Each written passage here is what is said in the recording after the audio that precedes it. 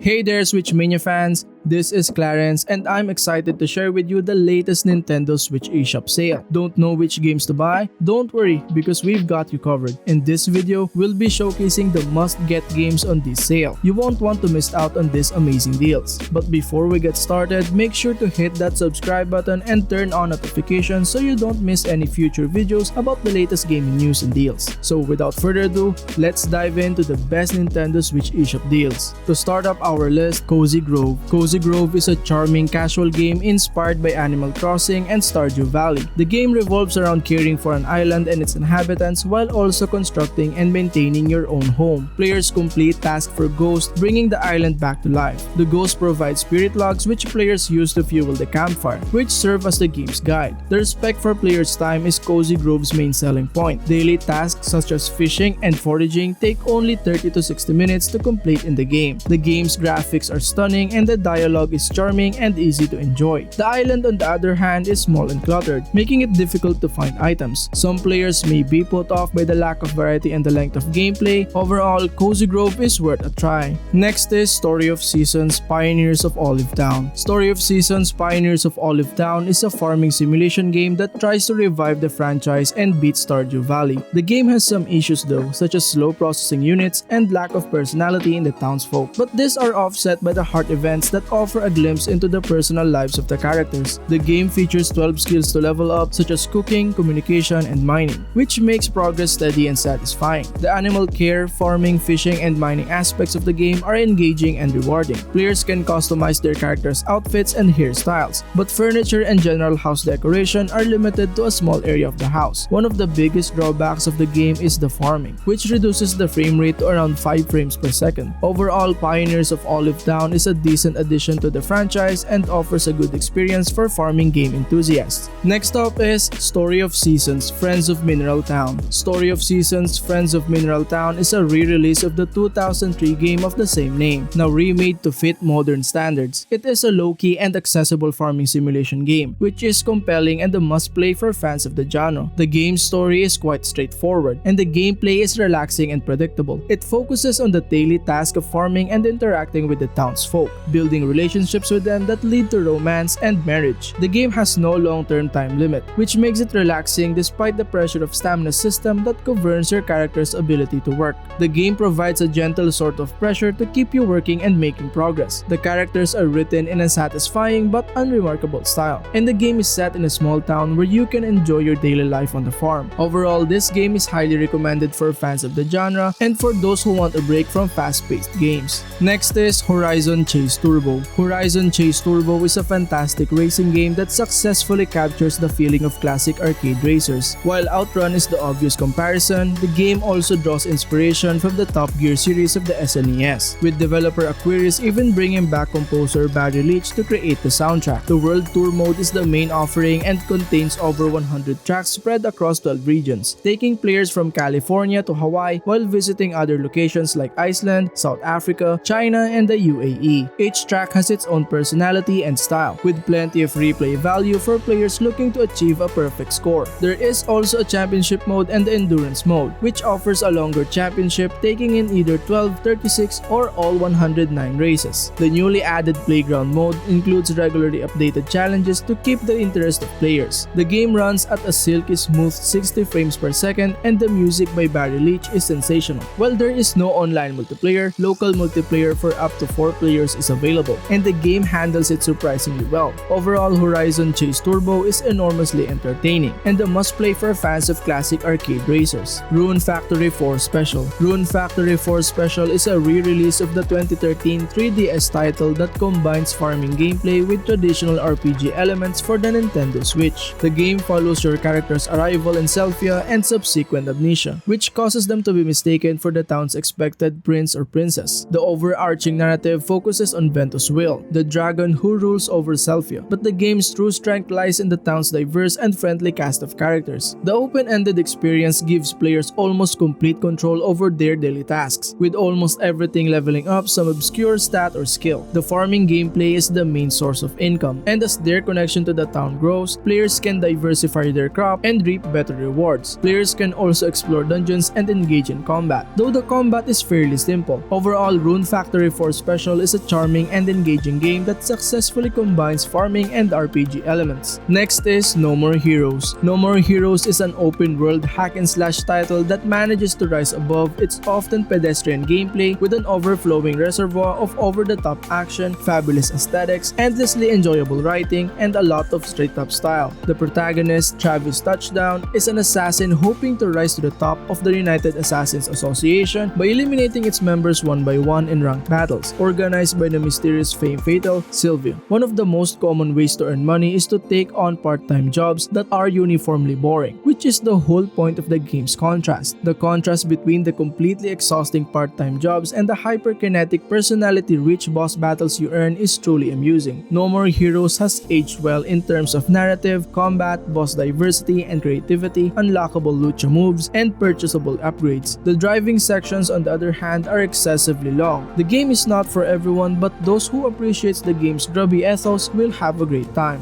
No More Heroes 2 Desperate Struggle. No More Heroes 2 Desperate Struggle is the sequel to the 2008 Nintendo Wii game No More Heroes. The game features Travis Touchdown, the anti-hero protagonist who returns to compete in the world of rank assassin battles. The game offers a blood-soaked experience that caters to the niche of hardcore gamers looking for sex, violence, and bloodshed. Combat is intense and lacks guard breaking, rolling, and camera control. However, the game offers a streamlined approach to gameplay that focuses on headhunting missions and mini-games, all accessible via a simple-to-use menu. The game also offers many small details to explore, such as the workout minigames with the overweight cat and the free-to-play arcade game showcasing a fictitious anime called BJ5. The job minigames are retro challenges that emulate classic games like Bug Out, Coconut Grabber, and Getting Trashed. The game offers plenty of fan service and originality, with a quirky and humorous style. Desperate Struggle oozes personality and is a must-play for fans of the first game or anyone looking for an unusual gaming experience. Next is Ocean's Heart. Ocean's Heart is a top-down 2D adventure game developed by Max Moraz that pulls heavily from The Legend of Zelda. Players control Tilia, who sets out to rescue her best friend from Blackbeard's crew while stopping the pirates once and for all. While some might find the game shamelessly derivative, Ocean's Heart stand out in the unique environments, from large sunflower fields to a town heavily inspired by Greek architecture, that give the game a much-needed sense of identity. Even familiar environmental tropes stand out with the slight variations on their traditional design. However, the storytelling in Ocean's Heart is predictable and disappointing, and the writing doesn't match up to the quality of the rest of the game. In terms of gameplay mechanics, Ocean's Heart plays exactly how you'd expect it, with a large dungeons, bustling towns, and plenty of secrets to uncover. While there are puzzles, they aren't prioritized and have clearly taken a backseat to combat and simple dungeon exploration. Despite its relatively short game time, Ocean's Heart offers a variety of side quests that add more playtime and allow for plenty of optional ways to improve your character. The Switch version runs smoothly except for a control error that causes inputs to carry over from one button press to another when performed too rapidly. Overall, Ocean's Heart is a must-try. Next on the list, Knockout Home Fitness. Knockout Home Fitness is a new fitness game for the Nintendo Switch, attempting to take on the likes of Fitness Boxing 2 and Active Life Outdoor Challenge. The game has two main modes: personal training, which is curated daily workout based on settings chosen by the user, and 3-minute fitness, which consists of 60 separate workouts split into 5 different categories. Users can choose between 4 trainers, 3 studios, and 25 music tracks. The actual workouts consist of performing different left and right side strikes to beat off the music, with kicks being counted no matter what you do. Unfortunately, every move is tracked in just one of 2 ways, either by registering any quick Joy-Con movement whatsoever or none at all, which means users can get perfect scores in every workout by simply flicking the wrist to the beat. Overall, the game is underwhelming compared to other fitness games available on the Switch, offering little flexibility or interactivity, and relying solely on the user's honesty to make it an effective workout. Next is Salt and Sanctuary. Salt and Sanctuary is a game that feels like Dark Souls, but on 2D plane with a greater emphasis on platforming. The story opens used rather loosely, and there's next to no plot development in the conventional sense, as you must piece together the narrative from item and enemy descriptions and environmental detail. The gameplay is essentially just like Dark Souls, with your goal being to explore the twisted and dangerous game world in pursuit of a murky goal, picking up items, and fighting a menagerie of monsters with next to no narrative guidepost to tell you what to do next. Just about everything you do is governed by an auto-refilling stamina gauge, which depletes in increments when doing things like slashing, rolling, or jumping, and running out of stamina means that you're left wide open to attack. The game's many horrifying and difficult boss encounters are where everything you've learned and all the skills you've accumulated will be put to test, as the many boss fights have nice long health bars and slew of difficult to avoid attacks that can easily put you in the ground. Next up is Sakuna of Rise and Ruin. Sakuna of Rise and Ruin is a game that lovingly recreates the task of rice farming and requires players to figure out how to farm rice without any tutorial. Sakuna, a spoiled exiled goddess, must learn humility, teamwork, and discipline through manual labor and ridding the world of demons. The game alternates between farming and life simulation in 3D and demon slaying in a 2.5D action platformer. The former involves growing rice, which is incredibly tedious, while the latter requires players to use Sakuna's tools and grappling hook divine raiment to fight monsters. The game rewards players' efforts with story and information to Japanese history, culture, and religion. Although Sakuna of Rise and Ruin can feel punishingly obtuse at times, it is less arduous than Harvest Moon and Stardew Valley, as each year is only a matter of hours in Sakuna time. It is a game that requires players to figure out what to do by messing up and trying again. Next on the list is BurgerTime Party. BurgerTime Party is a game that originated in 1982 and has now been updated for the 21st century. The basic concept is still the same. Players build burgers by walking over ingredients, but they are also stalked by enemy foods that they can crush or use to create chain reactions for points. The game is set across multi-leveled kitchens with plenty of moving parts, such as ice and oil ladders, air ducts, and levers. These additional features can be more of a nuisance than an interesting part of the game, but they work better in solo burger mode, which is more focused on completing puzzles. The co-op mode can be more challenging due to competing strategies, and the battle mode feels like a desperate attempt to add more content to the game. While the game is fun and quirky, it can become repetitive after a while, and the simple cartoonish graphics may not hold players' interest for too long. Overall, BurgerTime Party is worth a try.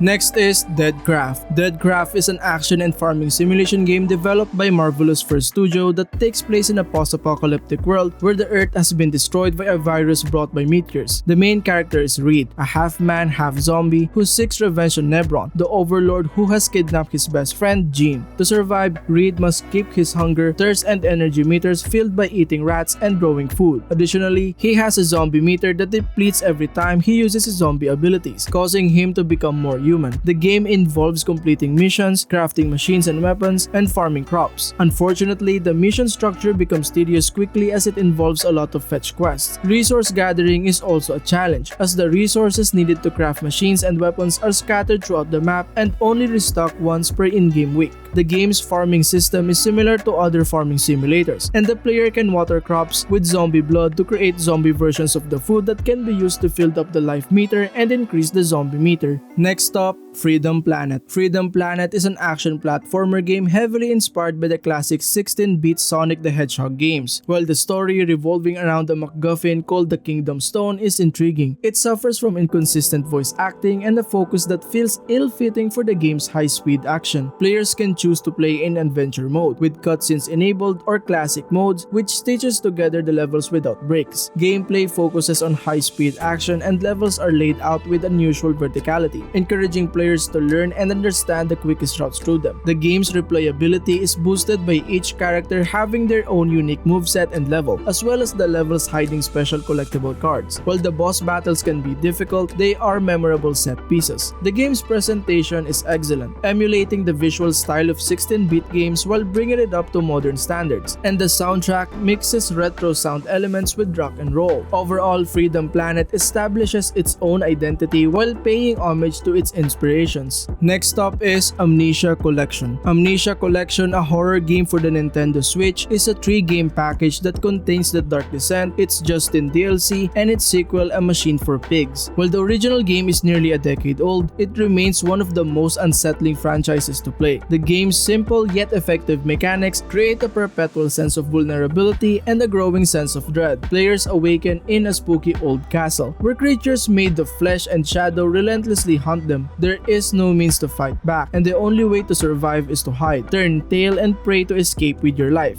The game's physics system is as fiddly and unpredictable as it was on PC. Just being able to physically open a door slowly and peek inside adds to the spooky vibe. The Justine expansion follows a different character and takes a more gruesome approach to horror. The follow-up content that was released since launch is included in the collection. Overall, Amnesia Collection is still one of the best examples of how to freak out a player with shadows, vulnerability, and dread. Hey everyone, if you are enjoying the video, don't forget to hit that subscribe button and turn on notifications so you never miss out an update from our channel. YouTube analytics shows that 82% of our viewers are not subscribed yet, so subscribing really helps support our channel and lets us keep making content that you love. Also, feel free to leave a comment below and let us know what you thought of the games we featured in this video. We love hearing your feedback and suggestions for future content. Thanks again for watching, and let's get back to the video. Next is Soundfall. Soundfall is a twin-stick shooter game with rhythm elements where you control Melody, a barista with musical ability who finds herself in a magical world threatened by evil monsters called Discordians. As one of the guardians of harmony, you need to cleanse each section of Symphonia by defeating the Discordians while a unique song plays in the background. Your proficiency in battle is directly tied to the music, and your goal is to make it to the end of the stage before the song ends. The game's main gimmick is linking the soundtrack and gameplay to provide satisfying combat. However, the problem lies in combining the mechanics of a shooter and rhythm game. While the rhythmic elements enhance easier encounters, they become frustrating in more intense battles, as you're forced to pick which game to play in the moment and punish regardless of which one you choose. Despite the game's flaws, it provides a unique action experience that quite unlike anything else on the Switch eShop, with positive themes, corny jokes, and well-implemented loot system, and is supported by a feel-good story that fits well with the generally upbeat vibe of Soundfall. Next is Just Dance 2022. Just Dance 2022 by Ubisoft delivers the same dance fun that the series is known for, with 40 excellent tracks, solid online play, a kid-friendly mode, and a calorie-burning sweat mode. The motion tracking works well even with 4 out-of-shape adults stumbling around in small area. However, the game constantly bombards players with tracks that require a Just Dance Unlimited subscription to access, which can be frustrating. The menus repeatedly push players to subscribe, making it feel like a game is more of an advertisement than a game. Although the subscription is inexpensive and the free month trial is included, it still detracts from the experience. The game doesn't innovate or improve the formula, but it still plays smoothly and looks great. Overall, Just Dance 2022 is more of the same, and while fans of the series will enjoy it, newcomers should be aware that they'll need to spend more money to enjoy the full experience. Next on the list is Onion Assault. Onion Assault is a platformer game by Bertil Horberg, the creator of Gunman Clive series. It has 2 main characters, Belloc and Mama Locke, who aim to rid the world of the square-shaped headed soldiers who invaded their home. The game has 16 levels across 4 main areas, with a boss character at the end of each area. The gameplay is reminiscent of Super Mario Bros. 2, as the only method of attack is to jump on top of items and enemies, and throw them off the edge of a cliff or into other enemies. Although the gameplay is simple, it can feel imprecise at times, especially when jumping and throwing an object at the same time. The basic platforming is solid, but the physics can feel off in some instances. The overall presentation is charming, although there are some repeated visual assets that can cause a sense of repetition. Despite these stumbles, Onion Assault is a creative game that provides a couple of hours of fun and a good reminder of simpler times when games were less complex. Next on the list is Dice Legacy. Dice Legacy is a city building game that offers a lot of gameplay depth, even though it initially appears to be a straightforward game. The game has a peculiar premise, where you build a medieval town with a collection of chunky, colorful dice that represent workers. The game mechanics are centered on matching die faces to the various icons in the environment to gather food, wood, herbs, and stones. The dice have durability and can be wounded, killed, or infected by plague.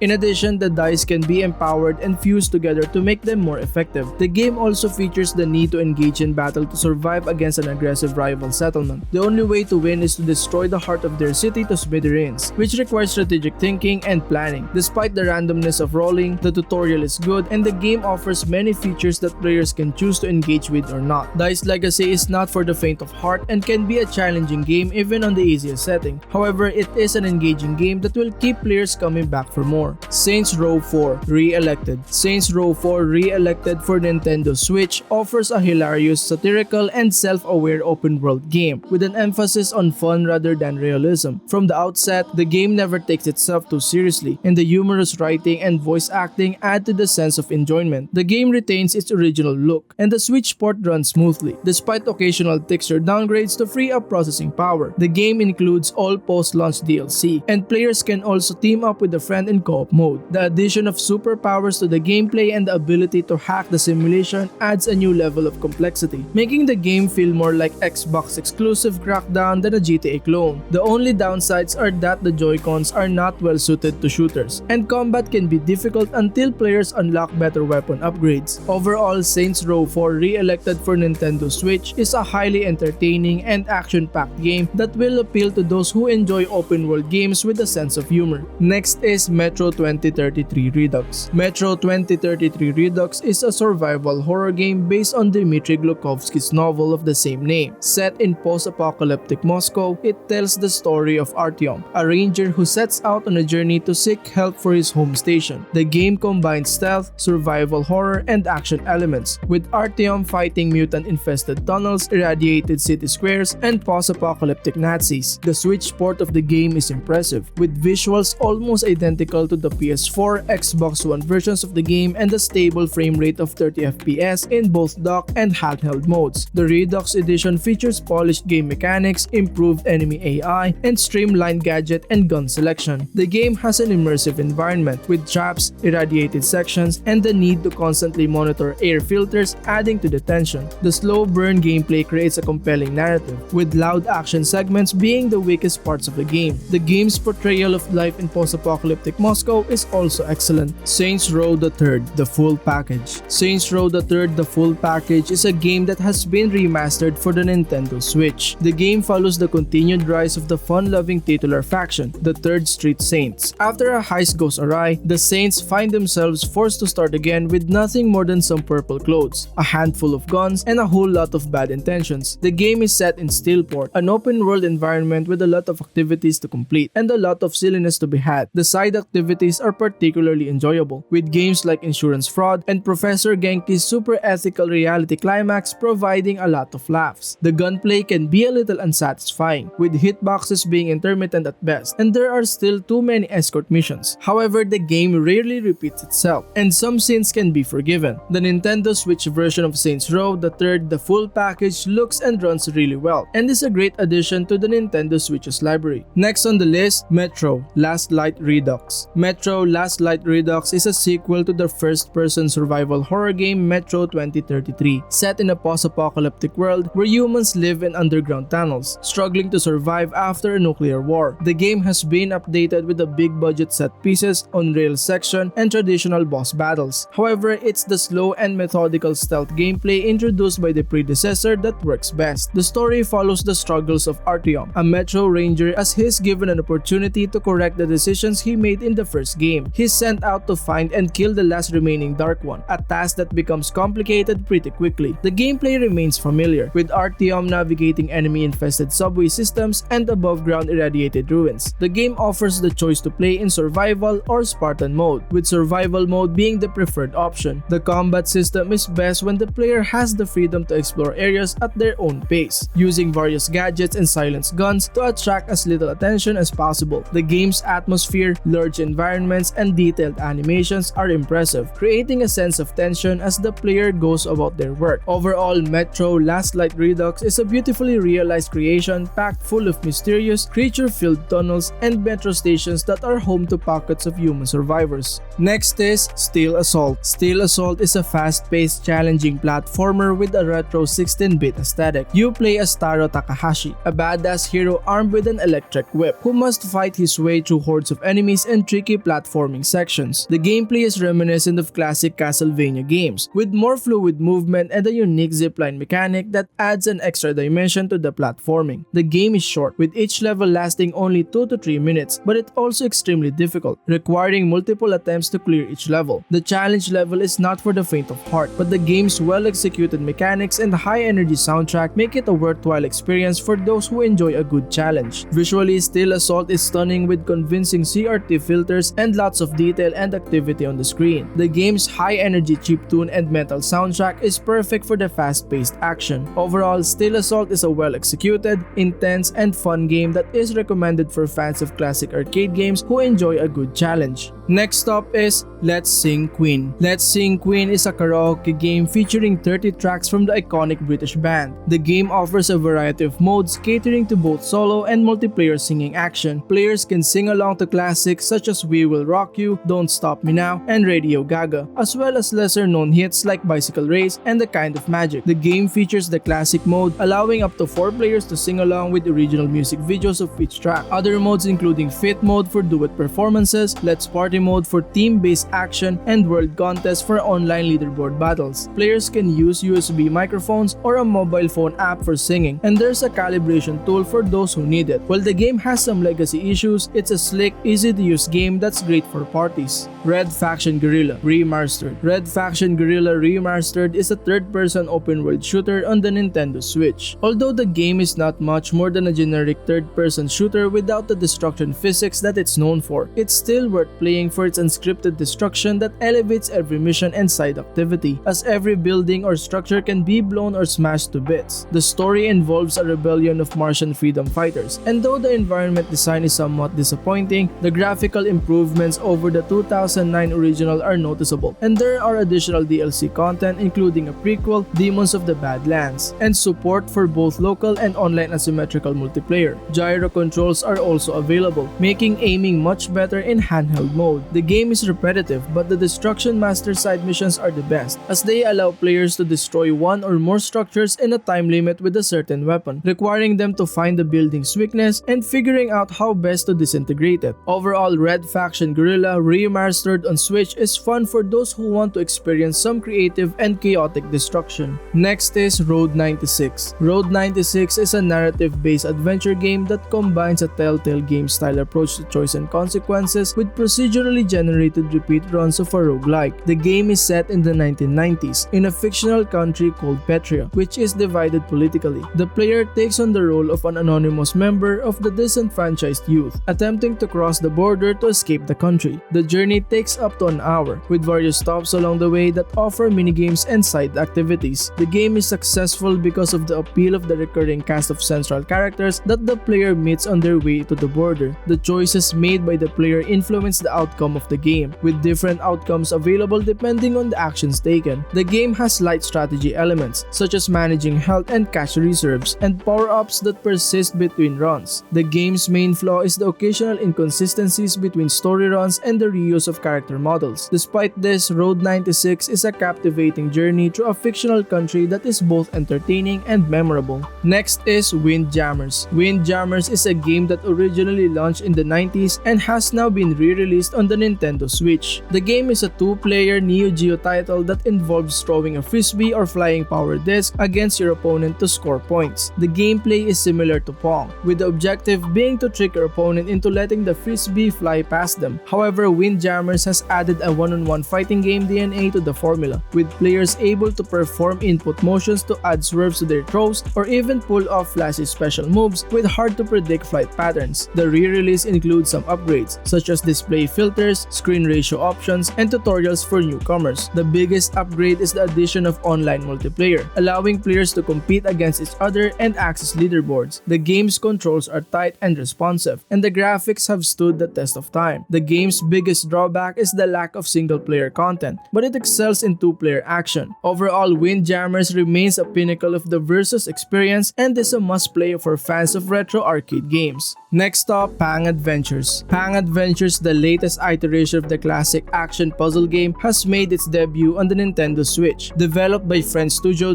.mu, the game features cooperative gameplay and challenging layouts. The gameplay involves destroying bouncing balls that multiply every time you hit them, while avoiding getting knocked out. The game has power-ups that provide extra defensive or offensive capabilities, including shields and blasters. Players have to complete 15 themed levels, each with the boss in the tour mode. The difficulty level ramps up significantly in the second half of the game's 4 to 5 hour campaign. The game also has a survival-style panic mode and score mode. The game is suitable for playing solo, with a friend, or with strangers. The instant retry system ensures that players can keep playing without feeling cheated out of a win. While the game is a contemporary tribute to a timeless arcade classic, it lacks originality compared to other games available on the eShop. Overall, Pang Adventures offers an enjoyable experience and a real bonus for fans of the original game who want to engage with the game's online play. And last but not the least, Windjammers 2. .mu's Windjammers 2 takes the original 1994 Neo Geo classic and reimagines it with a new art style and mechanics. The old school graphics have been replaced with hand-drawn characters and stadiums, similar to the artistic overhaul seen in Streets of Rage 4. The core mechanics of the game have also been refreshed. The game is now more like tennis with fighting game intensity, as players have to use more consideration and strategy when playing. The new jump function enables players to smash shots from the air, while the slap shot carries the disc just over the net, drawing opponents into the net and lining them up for smashes. The game also features an all-new EX gauge that builds up as players perform defensive and offensive maneuvers, enabling players to hit their opponents with an almost impossible to respond to screen blasting shot. Each of the 10 characters has their own EX super shot variation. Windjammers 2 is also available on Nintendo Switch, Xbox, and PC, and also features a competitive online aspect. Thanks for watching our video on the Nintendo Switch eShop sale. I hope you found it helpful in choosing which games to purchase. Don't forget to hit that subscribe button and turn on notifications for more gaming news and deals. And as always, happy gaming. Peace.